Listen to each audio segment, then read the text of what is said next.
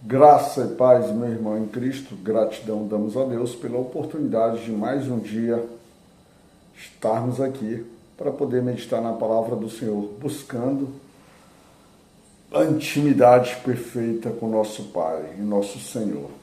Maravilha? Hoje, dia 7 de dezembro de 2024, ontem eu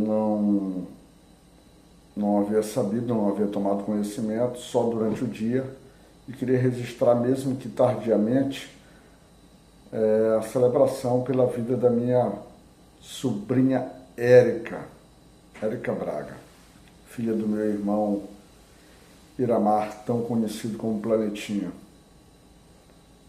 Posso dizer a vocês que a gente celebra porque Deus diz que a gente deve celebrar, a gente deve dar graças. Mas é uma pessoa que precisa de muita oração. É uma pessoa que precisa verdadeiramente das súplicas, do amor do próximo e principalmente do cuidado e do socorro de Deus em sua vida. Minha sobrinha Érica, tu tens sido uma pessoa na nossa família que tem enfrentado um desafio muito grande pelas escolhas ou pelo mundo em que tu mergulhaste. Mas ainda há vida e ainda há esperança. E a nossa esperança está em Cristo. Verdadeiramente peço que Deus possa socorrer a tua vida, porque da mesma forma que Ele socorre a tua vida, Ele acaba nos atingindo, nos trazendo conforto e alegria, em especial para o teu Pai. Tá bom? Que Deus te socorra, minha linda, e que Deus te abençoe. Feliz aniversário, mesmo que não pareça. Então, a nossa meditação de hoje vai no livro de 1 Reis, capítulo 8, capítulo extenso, 66 versículos.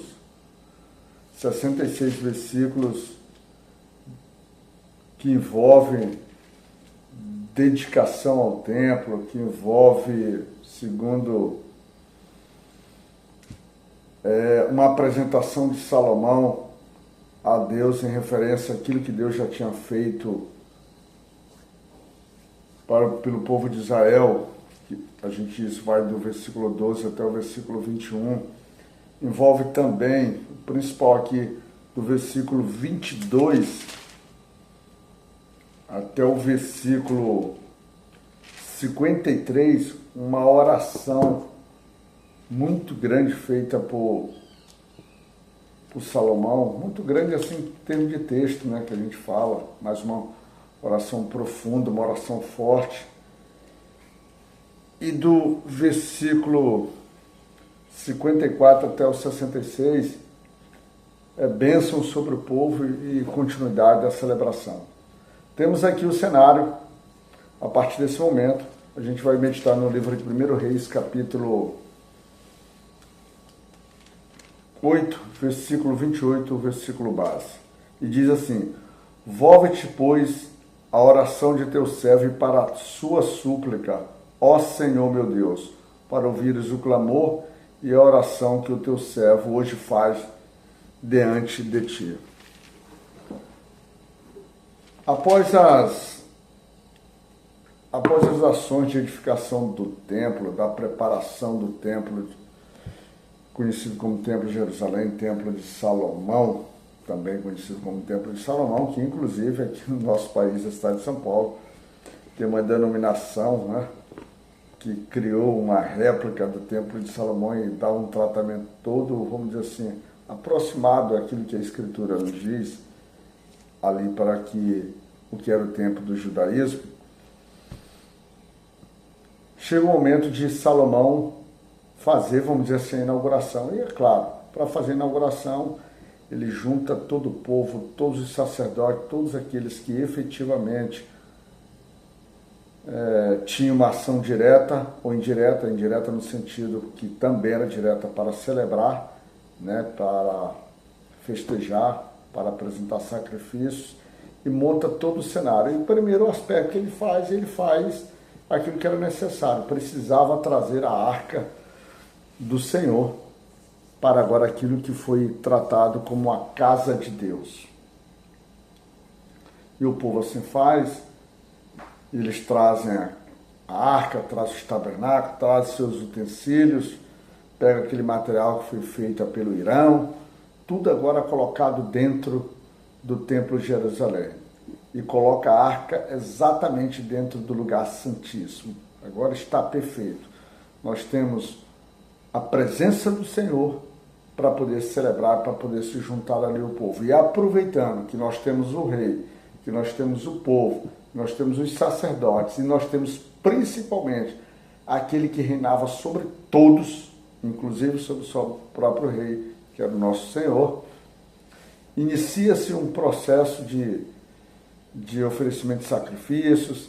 Nós tínhamos a festa ali dos tabernáculos, também conhecido como festa da tenda, ou seja, era um período importante e interessante, porque tínhamos todos para poder celebrar. E Salomão, então, inicia as suas celebrações quanto a isso. Ele oferece um número de sacrifícios tão grande, inicialmente, que, segundo a Bíblia, não era possível contar aquilo que se oferecia. E o mais interessante de tudo isso, como nós sempre soubemos, que Deus não necessitava de uma casa, de um templo físico, mas que quando nasceu no coração de Davi aquele desejo, quando a gente vai rememorando os versículos, os trabalhos que nós já tivemos aqui, Deus se alegra e, ao Davi oferecer uma casa para Deus, Deus é que confirma para ele que manterá e lhe dará uma casa para sempre, que é o trono de Israel. Impressionante, né? A gente oferece para Deus e Deus logo diz que nos oferece de volta. E Deus confirma tudo aquilo, a aceitação daquelas ofertas, a aceitação daquilo que o rei Salomão e o povo tinha feito, principalmente por meio do rei Davi e do rei Salomão, quando no versículo 11 diz assim: e não podiam ter-se em pé os sacerdotes para ministrar por causa da nuvem, porque a glória do Senhor encher a casa do Senhor. Ou seja, a presença de Deus agora está naquele povo. E aproveitando-se então a presença de Deus, Salomão abençoa todo o povo, mas abençoa todo o povo, mas não simplesmente abençoa. Salomão traz para o povo aquilo que era fundamental, para que eles rememorassem que aquilo não era de graça, que aquilo, na verdade, era de graça, a graça do Senhor sobre eles, porque durante todo o tempo o Senhor esteve com aquele povo, desde a retirada do povo de Davi, do Egito, ou seja, do povo judeu do Egito. E ele vem fazendo uma rememoração, dizendo que tudo era graças ao Senhor, né? E nada efetivamente era só o povo. E ele vai falar do tempo que ele foi escolhido, o tempo que ele foi tirado do Egito. Ele vai falando que do momento em que Davi resolve edificar a casa, ele vai falando tudo. E ele pede para que o Senhor confirme a sua palavra, ou seja, como já vem confirmando. Ele disse e ele fez. Ele disse a Davi que fizera e colocou Salomão ali do trono. Então, nada mais justo, nada mais agradável ao rei do que procurar agradar o próprio Senhor. E a partir do versículo 22 ele começa uma oração constante, mas a oração é tão interessante porque, na verdade, a essência da oração é aquilo que precisa para a gente. Ele prepara a casa e começa a dizer assim: Senhor, esta é uma casa, praticamente o que ele quer dizer, esta é uma casa que foi preparada para ti. Essa é uma casa que está consagrada a Ti. Essa é uma casa santa. Essa é uma casa para a Tua habitação, porque agora Tu tens uma habitação eterna. Então, Senhor, faz deste lugar um lugar santo. E quando as pessoas que aqui orarem, as pessoas que aqui vierem, as pessoas que se direcionarem para ela, que seja em qualquer canto, seja em qualquer situação, estando em cativeiro, estando em desespero, estando em súplica, estando em aflição, estando em alegria, ele resume: Senhor, ouve, pois, a oração do teu povo. Ouve, pois, Senhor, a oração daquele que te busca. Ouve, Senhor, pois, a oração daquele que suplica por teu socorro. Ouve, Senhor, a oração do homem pecador, do homem que se levanta contra ti, do homem que peca contra o teu nome, porque não há homem que não peque, mas que ele se confessa, que ele se arrepende, Senhor. Ouve, Senhor, não abandona, porque essa casa, ela precisa ser confirmada como uma casa que traz bênção, uma casa que restaura, Senhor. Ele basicamente vai trazer tudo isso. E ele vai dizendo: ouve, Senhor, ouve em qualquer situação, Senhor, não abandona teu povo. Mas ele frisa, ele sempre retoma aquela questão básica e fundamental. Senhor, mas observe, desde que o teu povo se arrependa, ande nos seus caminhos, obedeça a tua vontade. Senhor, essa casa, ela foi feita para homens, para pessoas que querem te amar, que querem te obedecer.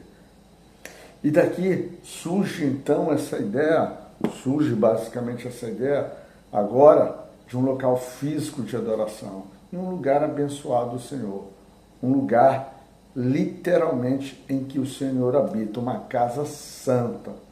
Hoje, paralelamente a isso, nós temos diversas igrejas que buscam no Templo de Jerusalém,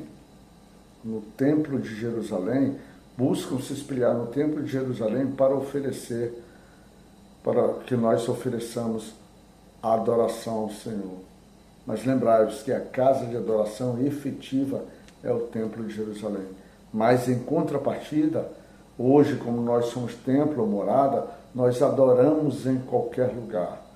Nós levantamos as nossas súplicas, levantamos as nossas orações, levantamos nossos louvores em qualquer lugar. Mas o lugar em que nos reunimos hoje, a gente consagra, a gente entrega, a gente oferece para que o Senhor efetivamente naquele momento ali atue, ali esteja com o seu povo, ali haja com a sua igreja, para que possa também ouvir agora, não só de forma individual, mas de uma forma coletiva, aquela reunião de santos, aquela reunião de filhos, aquela reunião de irmãos em Cristo, que possam celebrar e que possam ter uma casa no sentido de um local para que todos possam se agrupar.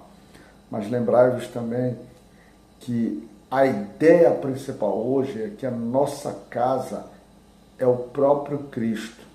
É difícil a gente pegar um conceito de uma pessoa e transformar como um conceito de um local, porque casa é habitação, e a nossa habitação é o próprio Cristo.